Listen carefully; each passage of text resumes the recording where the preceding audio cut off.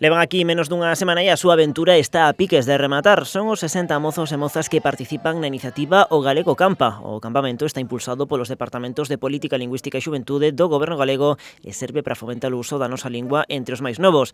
A actividade tamén permite aos participantes sacarlle o máximo proveito a illa.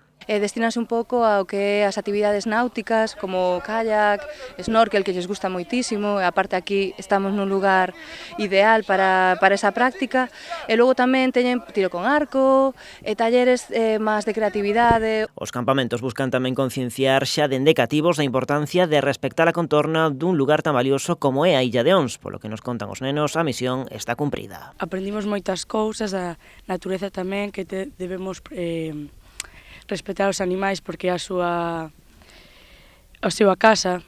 Hai que cuidar toda a natureza que está moi ben este sitio. Ademais, din que a experiencia é inesquecible. Segundo nos relatan, o paquete de actividades lúdicas para estes días de verán é moi completo. É moi bonito o paisaxe por debaixo do mar.